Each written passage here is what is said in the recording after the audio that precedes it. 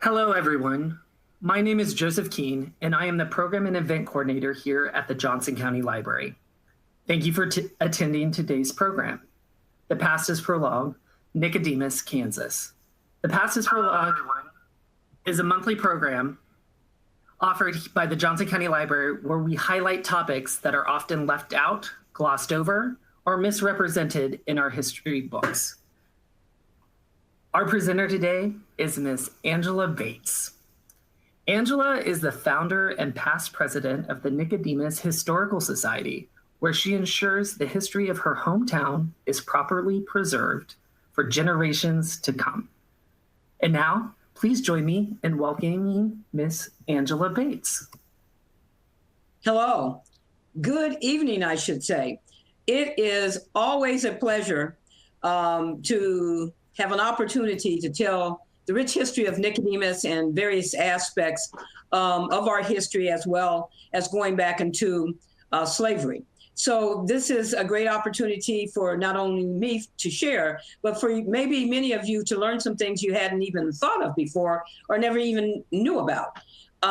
So the presentation that I am actually going to be speaking on, which is part of the Kansas Humanities programs that I have done. This has been one that has been very, very successful. And it's really about the children of the promised land. Well, what does that really mean? Children of the promised land. Well, we all know that Kansas was promoted as the promised land. And so I say the children of the promised land because these are the children that were the first African Americans to be born after emancipation and were the first to be reared as free children, opposed to being born into slavery and not having the opportunity that they would have and did experience after emancipation occurred and their parents were free to rear them. So this subject matter is very interesting from the perspective that how often have you even thought of the concept of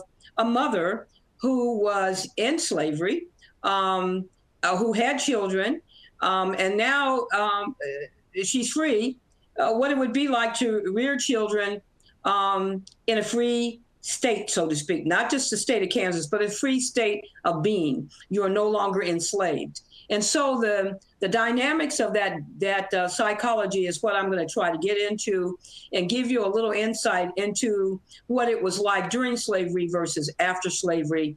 And that may shed some light on you understanding the African-American woman, rearing children, and the dynamics of what all of that is as it relates to the family.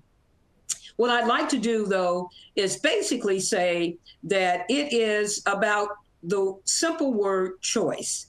During slavery, there was no choice. And then after slavery, there was many choices to be had. So the first and second generation of these children born after emancipation, their parents, their siblings, and child rearing. This presentation really kind of came about as a result of the humanities asking for a presentation that I felt was going to fit, their need specifically. And so the book that the Nicodemus Historical Society published back in 2010, and I'm going to just show you the cover of it now, which is also entitled "Children of the Promised Land." So what I did was I took the historical photographs that are in this book that we make available to sell to the general public, and I turned it into a PowerPoint presentation. And the different aspects of the rearing the child at different ages, I spoke in depth about. And so that's what this presentation basically has evolved into from this book. So what I'd like to do and start out is reading the first little section as an introduction. Cries from a newborn babe, cries of freedom. In the fall of 1877, young and pregnant Emma Johnson Williams, she was my great-grandmother, traveled to an unknown land. With her siblings and parents, she journeyed to Nicodemus, Kansas. far beyond the horizons of what was familiar and known to her and her parents as former slaves on the plantation of Vice President Richard M. Johnson of Georgetown, Kentucky. Note here that Richard M. Johnson was the vice president under Van Buren. Emma traveled without her husband, Charles, who promised to meet her at Nicodemus in the spring. To know her child would be born on free soil must have replaced any apprehension she felt facing the unknown. When she gave birth to the first child of Nicodemus, a child born to experience freedom, shouts of joy must have rung across the barren and windswept Kansas prairie. The angels of heaven must have sung a song of joy, while the spirits of the ancestors celebrated with great jubilee. The birth of a strong boy during that harsh fall of 1877 was a sign of the strong will required to face the challenges and the hardships ahead. As a new mother, a pioneer woman, Emma met those challenges and hardships with raw tenacity and a strong faith in God. She had survived childbirth and was proud to give birth to the first baby born of Nicodemus. God himself must have been pleased when those first cries rang out, letting heaven and earth know this tiny babe was the first generation of African-American children born free on the free soils of Kansas. This firstborn was named Henry, after his uncle. On that late October day when little Henry took his first breath, burning buffalo chips used as fuel, dirt from the dugout where he was born, and his mother's warm skin were his first scents. Light from a flickering nearby candle or lamp was the first light to his tiny eyes. Beyond the sounds of loving voices, his ears must have heard the cry of a lone wolf, the sweet song of a Kansas meadowlark, the cooing of a dove, or perhaps the screech of a red-tailed hawk. Kansas welcomed him as he welcomed his first breath in his new world. And this is how it began in Nicodemus, October the 30th, 1877, on the free soils in the promised lands of Kansas. That really kind of says it all. She was my great-grandmother. She was pregnant at the time.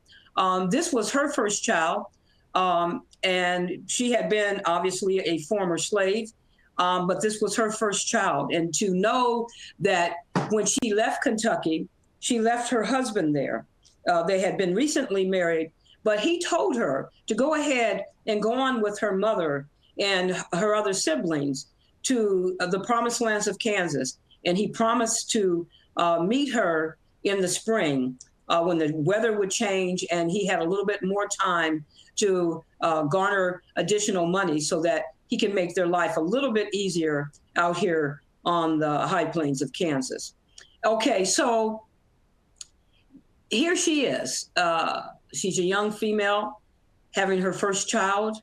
Her mother was the midwife, and she delivered the baby and really had no problems. But as a result, she gave birth to the first child born in Nicodemus, her first child born into freedom on the free soils of Kansas. Something you probably never thought about. Many times I thought about what it must have been like for her.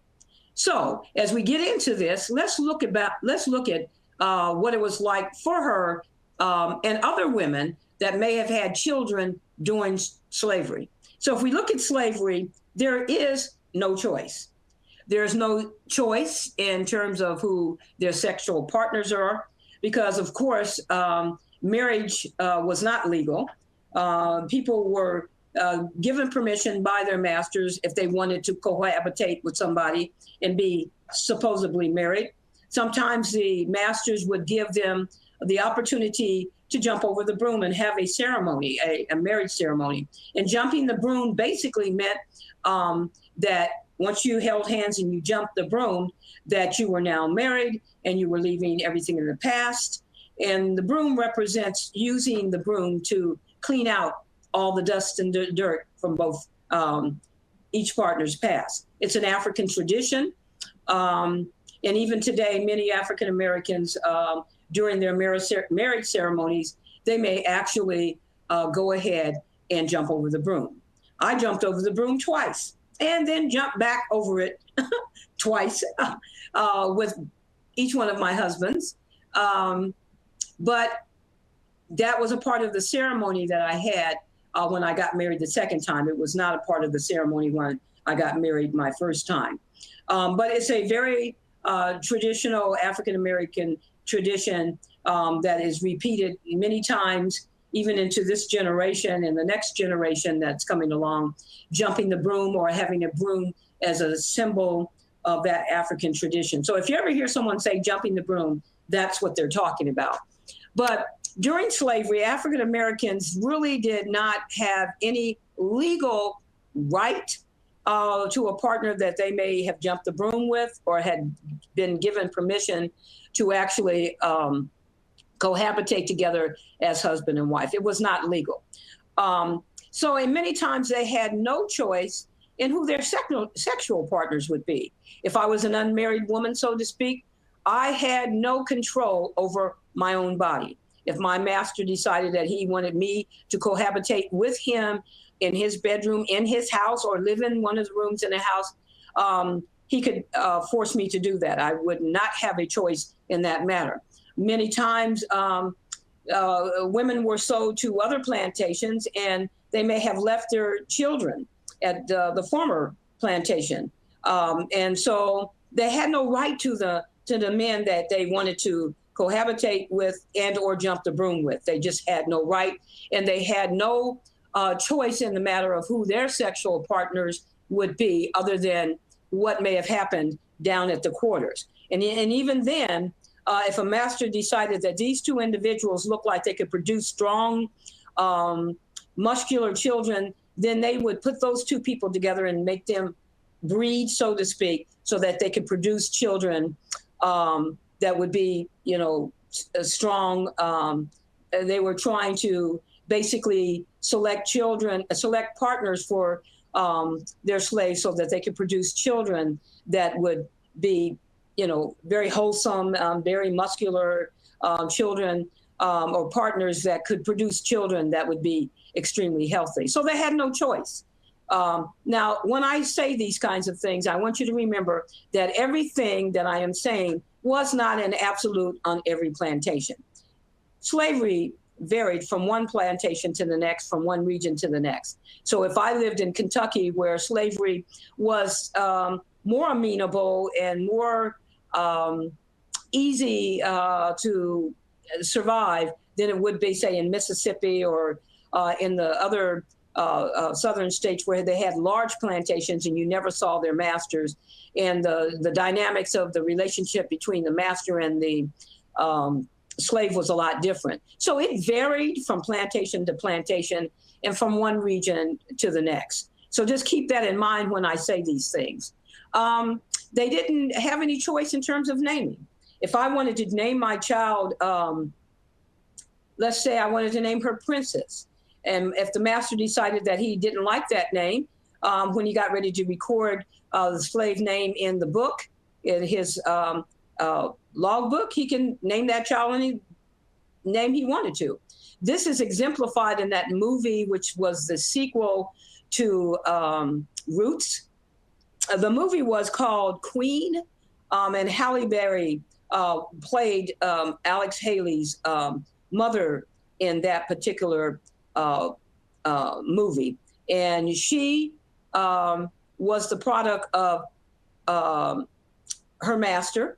And her mother, once she gave birth, she wanted to literally name her Princess. But the master said, no, I'm going to name her Queen. So she was named Queen. So they had no choices in the names and selecting the names for their children. And the names would change from one plantation to the next. If you got sold from the Bates plantation to the Williams plantation, the master at the Williams plantation, he had every right to change your name. And many times that's exactly what they did, unless it was an older slave, because they wanted to make sure that other people knew that who their slaves were. So I don't want to have a bunch of slaves with a bunch of different last names, so to speak. So if I was on the Bates plantation and I got sold at the age of 12, my name would no longer be Angela Bates. It would be Angela Williams or whoever it was that I was sold to. So again, naming practices were where they had no choice. Care. They couldn't care for their children. Many of them were relegated to work in the fields. And while they were working in the fields, the children would be taken care of by elderly women or infirm women. So they had no say over the care of their children unless it was at night and they were in the quarters, so to speak. And even then, if the master decided that, this child is sick and I'm going to take that child and to the house to, get some care or vice versa, then he had that choice. The mother didn't. Same thing with the medical treatment. Same thing with food. They had no choice. They didn't say, okay, well, tonight we're going to have steaks and fried chicken, or we're going to have this or that. No, they got fed whatever they were given. They did not have a choice. Many times there were plantations where they would allow them to have their own gardens. Clothing. They were issued clothes typically once a year, and they wore those same clothes throughout the year. And so they didn't necessarily have many changes of clothes. If you worked in the house, you may have an opportunity to wear some of the hand-me-downs that the master's family would give you because they wanted their slaves to look a lot better than the ones that were in the quarters. So if you lived in the quarters, you didn't have any choice as to what you were going to be wearing. Households and your living conditions. If the master said, I want all of these families or all of these individuals to live here, that's where you live. If he wanted to move them around to different places, that was left up to him. So again, there's no choice. They had no choice in the work that they did. If you had to work in the field, you had to work in the fields. Typically, the ones that worked in the house were the ones that were the half-breeds, the ones that usually the master would father. And once those children were of age, usually about 4 years old, they would put them to work in the house. And what would they do in the house? Oh, they would take care of and be playmates of the other children that would typically be their half-sisters or brothers. They would fan, they would empty out chamber pots, they would take out trash, they would do little menial jobs like that until they got a little bit older. When they got to be about 12 years old, they really got assigned to do major tasks. So you didn't have any choice over what you wanted to do in terms of work. In ownership and sale, you didn't own yourself. You did not own yourself. You didn't own your children. You didn't own your husband. Your husband didn't own you. So you had no choice in ownership unless you were on a plantation where the master would allow you to work away from the plantation and work for someone else, and that individual would actually pay you. And then you would bring that money back to the master and give it to him, and then he may allow you to keep a small portion of it. So again, during slavery, there is no choice. Here's a photograph from the National Archives that shows you who were taking care of the children when their parents were literally working. So these children were taken care of by the older women, by the infirm women, or women that were midwives and could care for children in a unique kind of way. This whole situation gave rise to what we as African American women call the sisterhood. Now, the word sister has been used and watered down and taken out of context by the masses, so to speak, especially women in general, and especially, say, white women. They may say sister, and they may be saying, using it very loosely. When we say it in a very endearing way, and we know what it means. We know what the sisterhood is. The sisterhood is where you, as an older woman, become an aunt, and you get titled an aunt, whether you are biologically the aunt or not. And if you're an older woman, you may even be called grandmother, whether you're related or not. And so the sisterhood is the African American women's groups that take care of other women within their circle, within their families, within their extended circle. So we call that the sisterhood. So when we talk to one another, girl, we're always saying, sister, and that's why it's being used quite frequently with us, but has become a term that has become vogue, so to speak. Let's talk about the fears of the children. I'm growing up as a slave. What kind of fears do I have as a child? When I get old enough, I'm gonna fear that I'm going to be separated from my mom, and possibly, if I know, my dad and my siblings. So there's this constant state of fear of being separated, being sold. We've seen many historical photographs where you see entire families or the woman and her children on the slave block. They're trying to sell them as a unit, but many times they sell them, the mother away and the child goes another way. So there's this fear of separation at all times. Fear of being beat or being perpetrated on. I don't know who is going to beat me. I don't know who I'm going to be taken advantage of. So there's this constant fear of that. Fear of not having enough food. We get these rations, and that's what we get. So when is the next meal going to come? And so I had an aunt that told the story about surviving the 1930s, and she said, the reason I'm so fat is because I ate constantly because I didn't know when my next meal was coming from. I could say that too, but I know that's not really the case.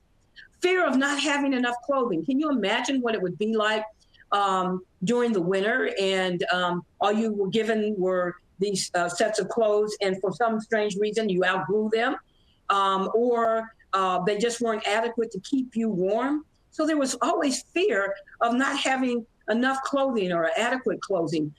Maybe you had no shoes. And of course, the sexual abuse, which was rampant during slavery, not only on women, but also on children. So these are the fears of the children. They're growing up with a mindset where there's a lot of fear that's in their lives. Okay, here's another historical photograph from the National Archives. I don't even tell you, I have to tell you what the fear is here.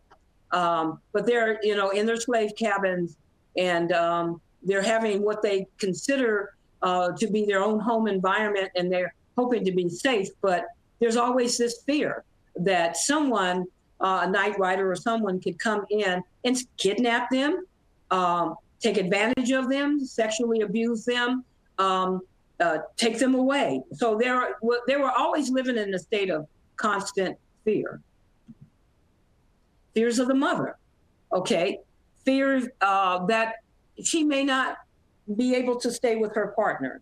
I was with my partner for 10 years, and we had, several children. Now he's being sold away from me. So I'm afraid at all times that there's a potential of my spouse that I may have jumped the broom with, or a man that I take claim to, is going to be sold away from me, taken away from me.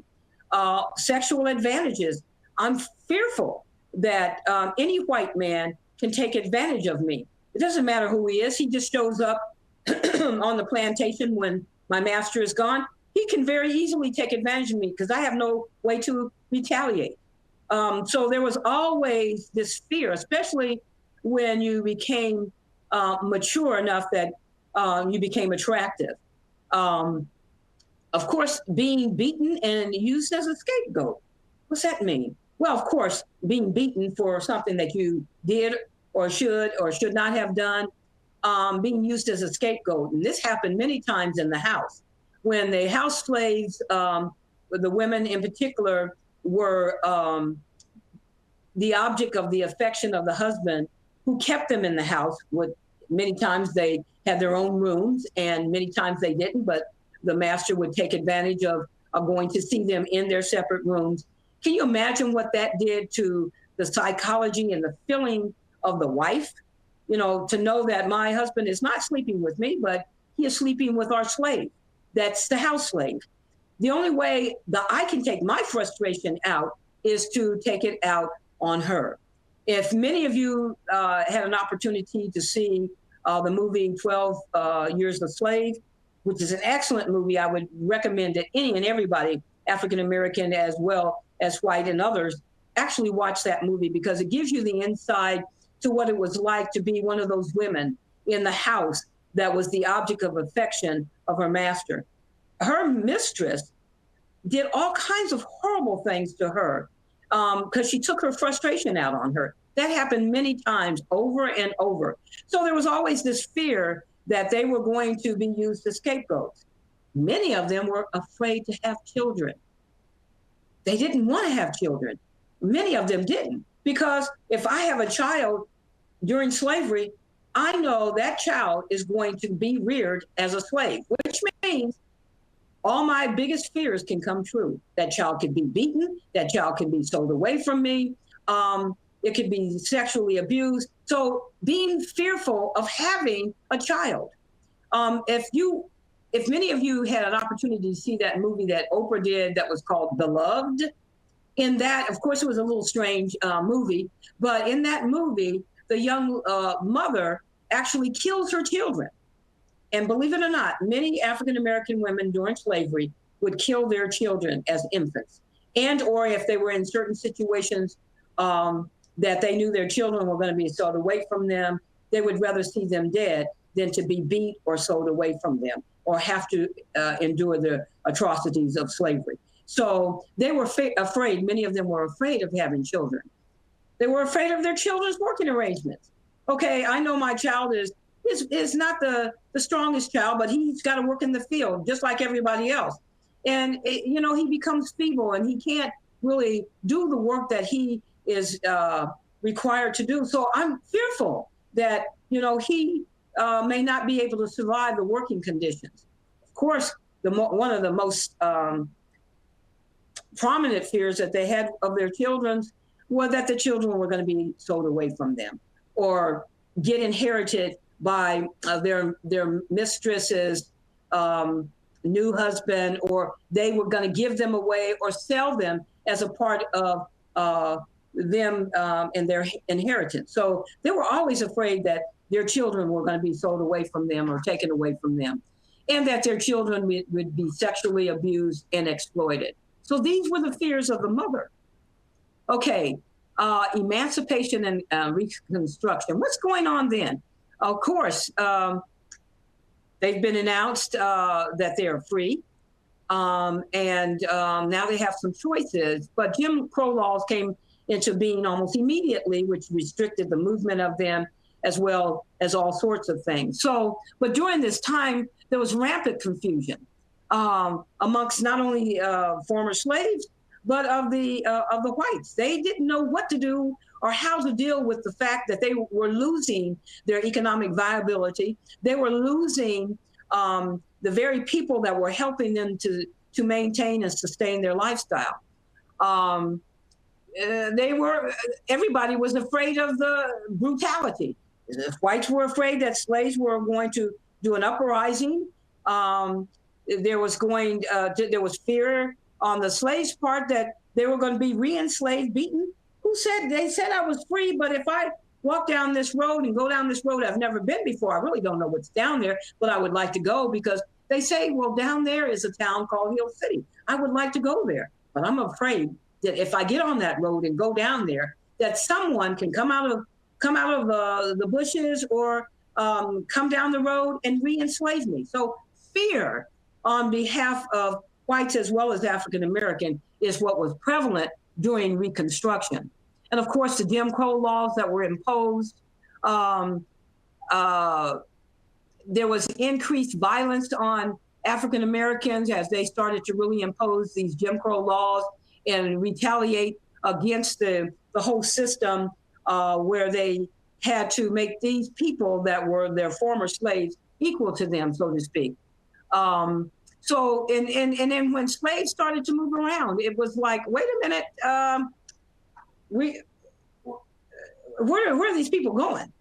And so whites were afraid that they may be gathering together, so they tried to restrict their movements. During this time period, families were divided along the color lines. Well, what does that mean? It means that the former slaves that worked in the house or that were mixed bloods, that had white blood in them, they had no place. They could not take refuge with their white families, and they were usually shunned by the slaves in the quarters. Why? Because that was a part of the division that was used to separate, divide, and conquer them. And they were told, and were the whole concept of the lighter you are, the straighter your hair, the more you look like the white masters, the better you can acclimate into the society. So they were shunned, and they were taught, the slaves were taught to shun these mixed bloods and not trust them because they were with the whites in the house. And so there was this division that was caused during this time along the color lines. Again, the movie Queen with Alex, which was the sequel to Alex Haley's movie Roots, Halle Berry, who's a mixed blood, after emancipation, she takes no refuge at all with her white relatives, who shun her completely. Then when she tries to take refuge with the blacks that were part of the quarters, on the ones that really worked in the fields, she was shunned. And that's shown and depicted in a scene where she's leaving the plantation because the white families have rejected her because she is obviously African American.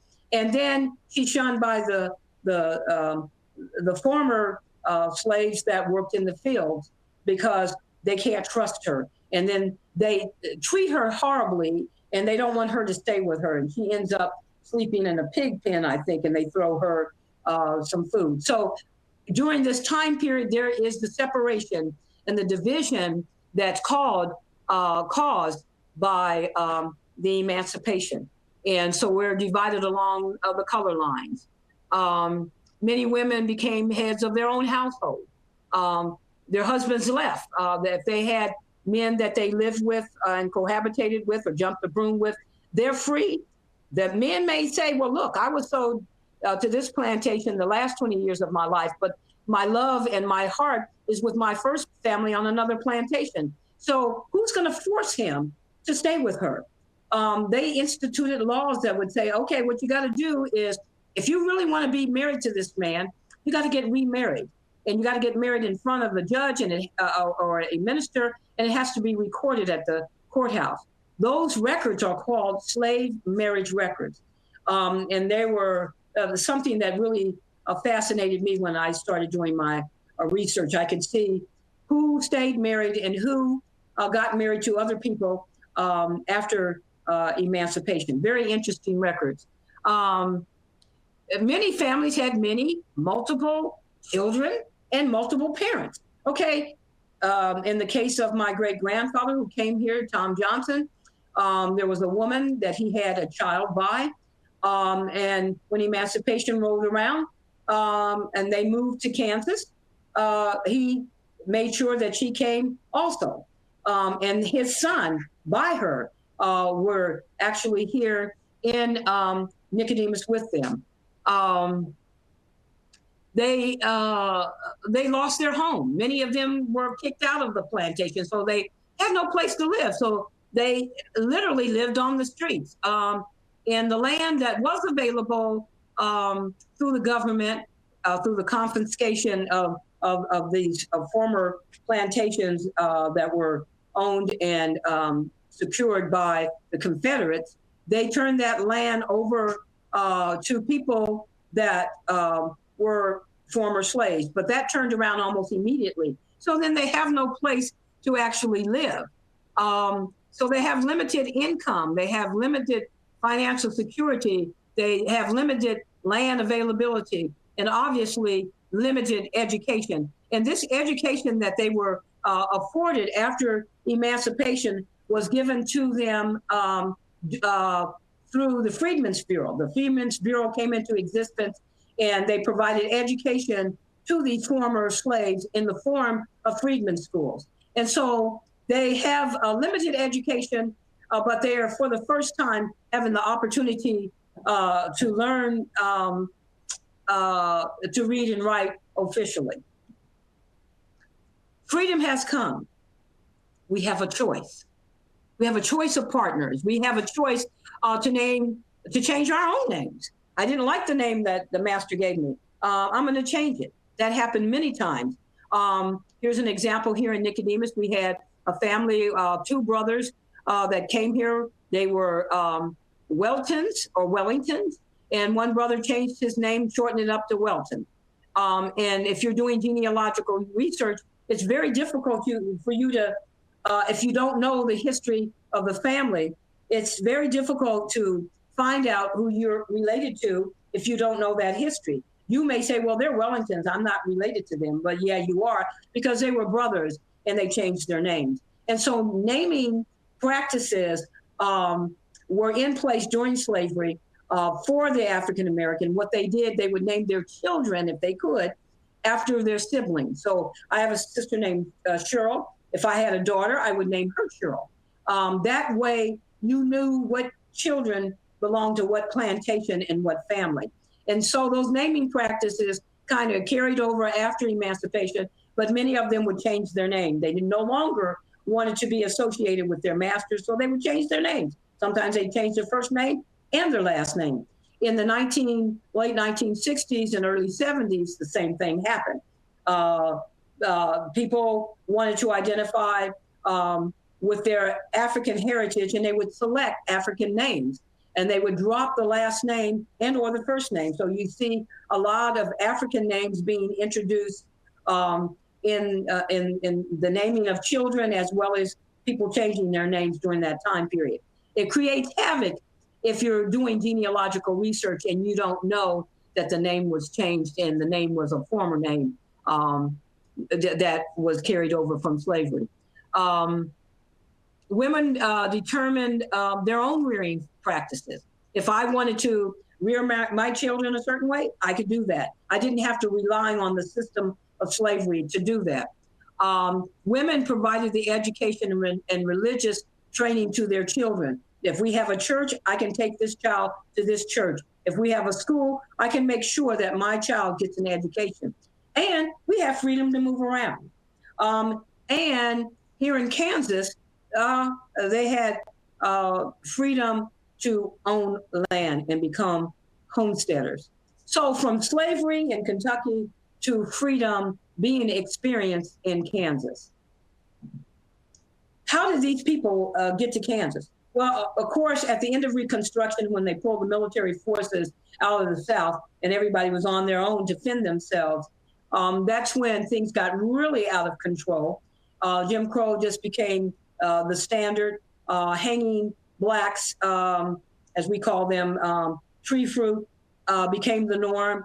And so you have a situation in the South which is extremely volatile. So what comes along is the country's opening up the West. So, and they were trying to achieve manifest destiny from seas to shining seas and everything in between. So the West opens up with homesteading. And so African Americans are free to move around. But how do they even know about what was going on in the West? You know, you had, in the case of Nicodemus, you have town speculators that literally came to Kentucky and promoted the town of Nicodemus and solicited through the churches, because African Americans could gather together in large groups. They could go to the church and hear these guys promoting the town of Nicodemus. And so about 350 of them actually migrated to Nicodemus in September of 1877. And they helped to establish this all-black town where they can experience freedom. If you wanted to go, you would pay $5 to join the Nicodemus Town Company, and they would assure you that they would assist you in getting town lots and help you with homesteading and all of that. So with the freedom of choice to move, about 350 of them said, hey, we're out of here. We don't want to deal with the Jim Crow South. We're going to try to make a living of real freedom in the West. So they came to Nicodemus.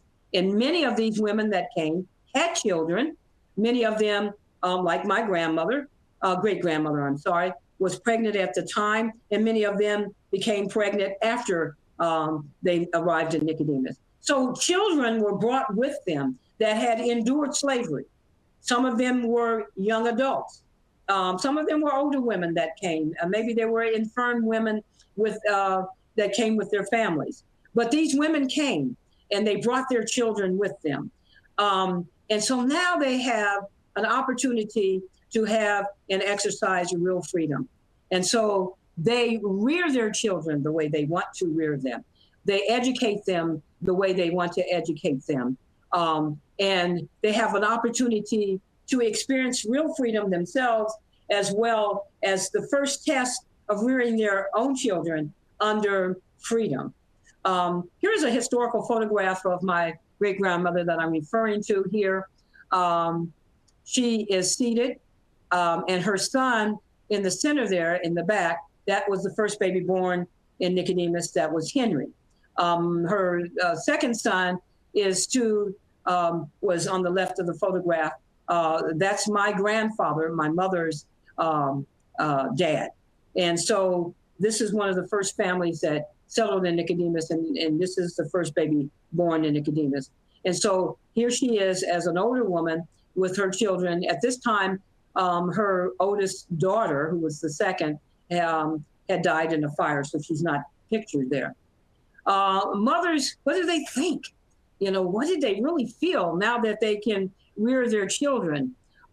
They were so proud to be pregnant. They were proud to have these children and be born in a free state, on free soil. Even if they stayed in Kentucky and they were free, they were still bearing children in a slave state. And so here they were experiencing freedom on the free soils of Kansas. So they were excited about being able to rear these children. They were so proud of these children. They loved them dearly, and they treated them and photographed them as much as they possibly could. And so the next several photographs that you're going to see is photographs of these children, the first and second generation of the children of Nicodemus. And these photographs, some of these photographs, well, all of the photographs you'll see are just some of the ones that are actually in this photographic book that we produced. This one here is of a little girl. Many of these photographs are actually studio shots, like this one is, and you'll see other photographs that were not studio shots, but they were shots that were actually taken by people who had their own cameras. Another studio shot. I start out with the younger children, of the infants.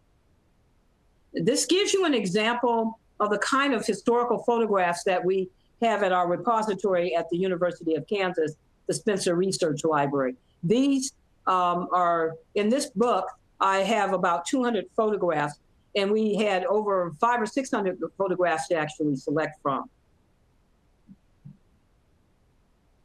Again, these are children that are infants. And then I'll get into some of the toddlers. Obviously, this that photograph was taken with someone's camera. That's not a studio shot. Obviously, that's a studio shot. But these are the children, first and second generation born in Nicodemus. Obviously, a studio shot.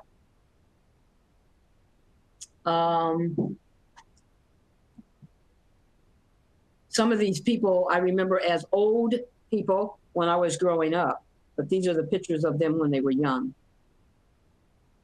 These are just precious photographs.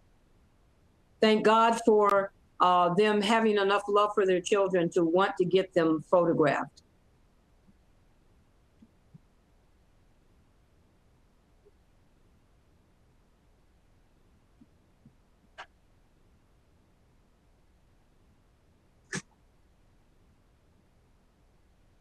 This is obviously a studio photograph also of a little boy, and he is a little boy. He's from the Alexander family, and he's standing on a chair there.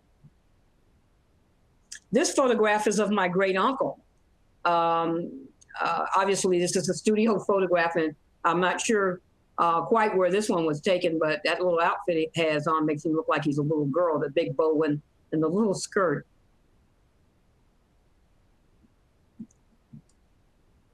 Proud mothers and their children. So these mothers are proud of their children. So you see many of them that are taken with their mothers.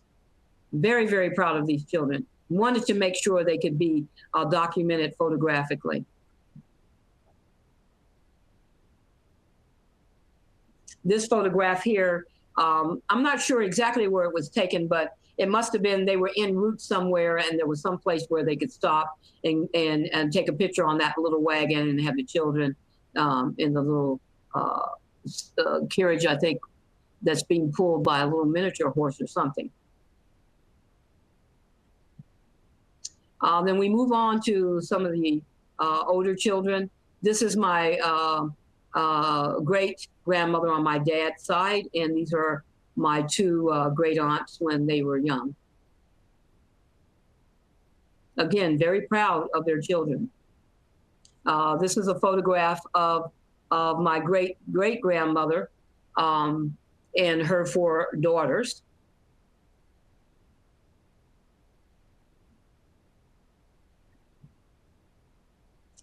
This is just a snapshot of a little boy and his dog and his two white friends.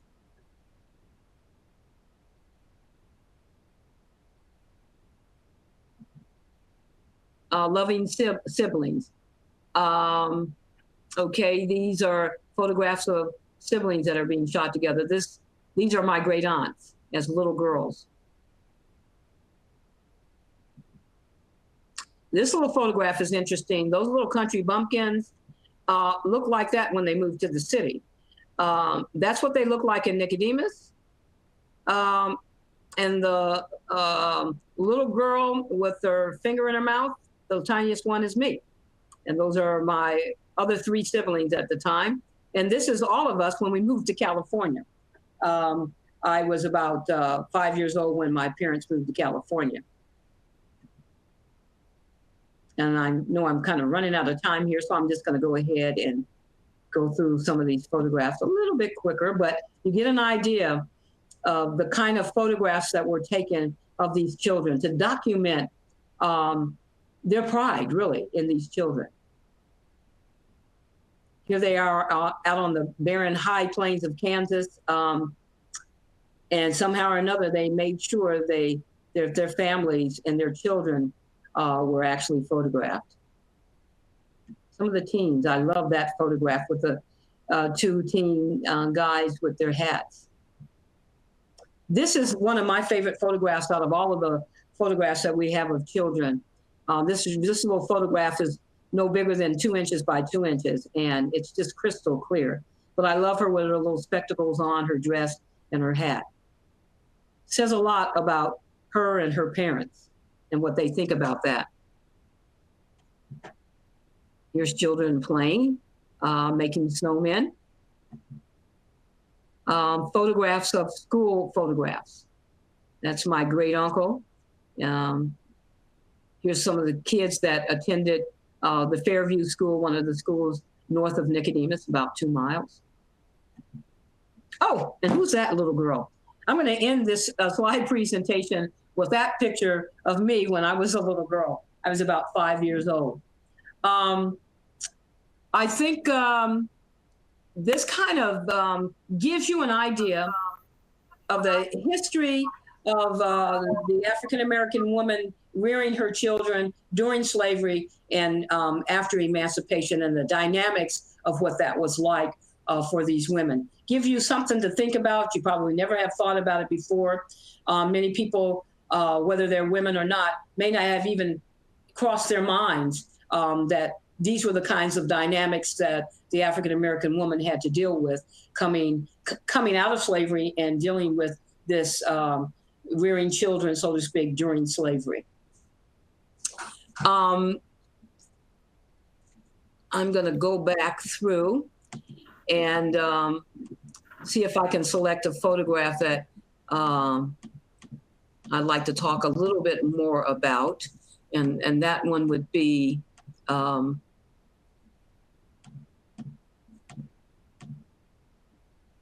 really, it's this one here.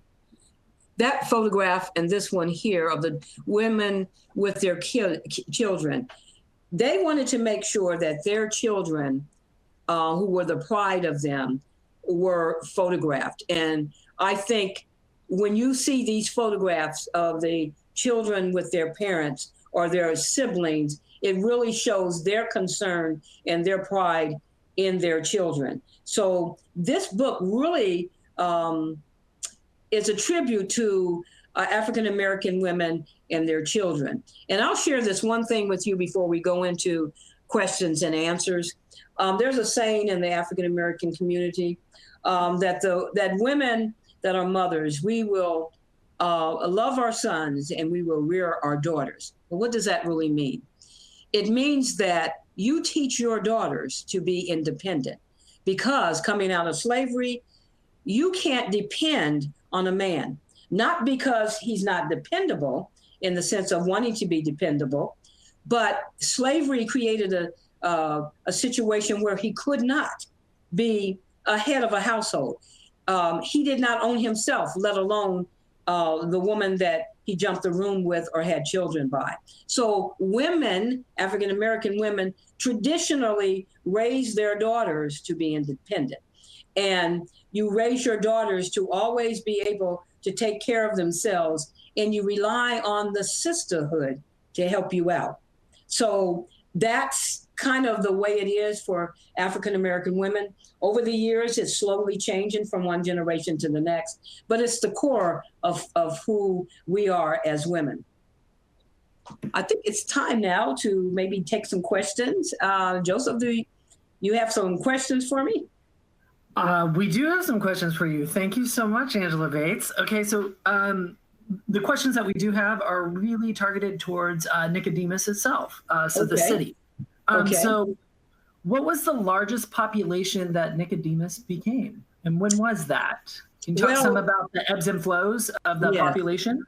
Yes. In its early heydays, the first 2 or 3 years, that's when the population really kind of swelled because people were coming in and settling. And then you had some people that were coming and going.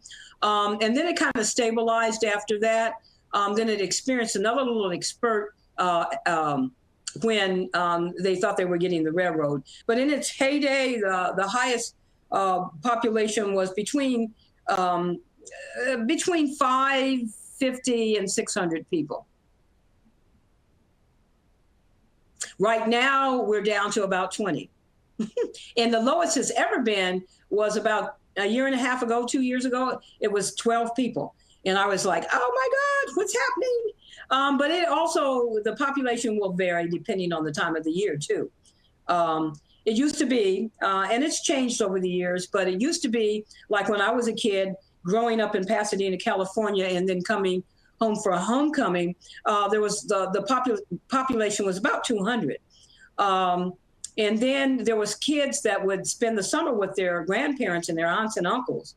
So the population would swell during the summer, and then it would decline when people would leave or the kids would go back to school. That's not happening as much because the population isn't as high as it used to be. But we're down to about 22 people, I think. Okay. So another question is there, so what happened to the town itself during the Dust Bowl days?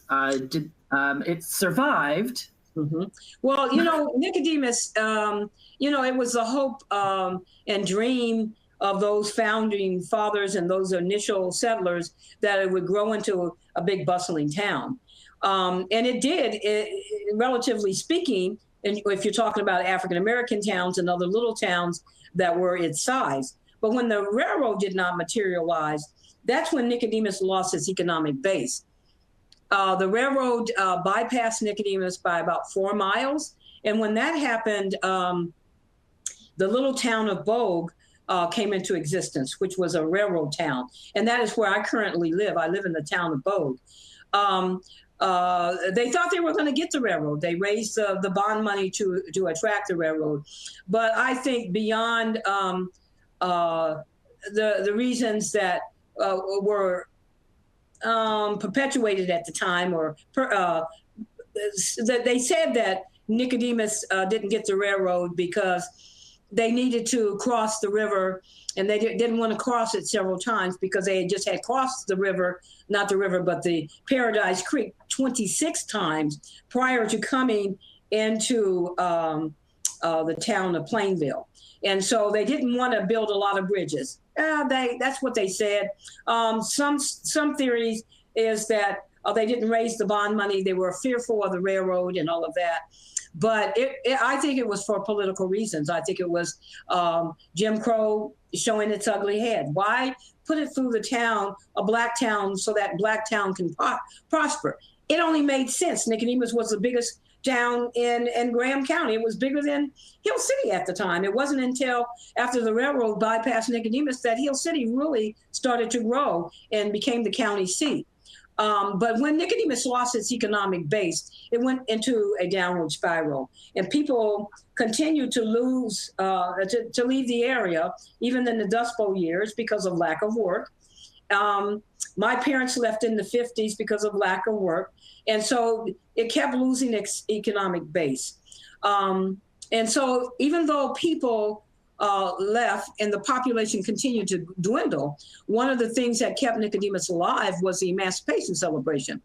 That becomes the conduit for its livelihood and for its reconnecting with the families. People continue to come back every year. This past year with the COVID was the first time that we did not have the Emancipation Celebration. And so we had it virtually, even though people here, we didn't physically have it here, we had it virtually. So over the years, it did lose its economic base and its population. Like I said, we're currently down to about 22 people. But what we can use for maybe not necessarily total economic viability, but some source of viability is through our national park designation, which I was responsible for spearheading that effort, knowing that we would, once we became a national park, that we would be an icon for the African-American experience in the West until hopefully perpetuity, unless someone wants to come along and deregulate us. But we represent for the nation through the National Park Service as a unit, as a Nicodemus National Historic Site. We represent the African-American experience in the West. We were a part of settling the West. There were many all African-American towns. Nicodemus is the oldest and only remaining all Black town. There were many that were in Oklahoma. Some of those towns were a little bit different than the establishment of African-American towns in other places. Colorado had one that was called Deerfield. California even had one that was called Allensworth. Up in Nebraska, they had one that was called DeWitte.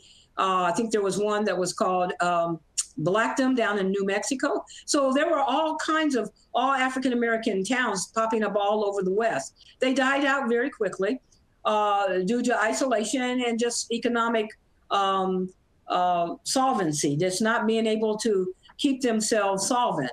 And many of these towns were absorbed into other towns, like Tennessee Town in Topeka. These were some of the areas that were populated by African Americans during those early years, but were absorbed into these other towns. Okay, I have one last question. This is going to be the last question before we end this evening. Okay. And that is, so what are your plans now for the historic site? Well, for what's next? What's next is something as big as a National Historic Site designation. We're trying to get the Ellis Trail designated as a historic trail and a scenic trail in Kansas. It's the trail that the people took from Ellis over to Nicodemus, and it was used for years. It was a wagon trail, and it was called the Nicodemus Wagon Trail. So we're trying to get that designated.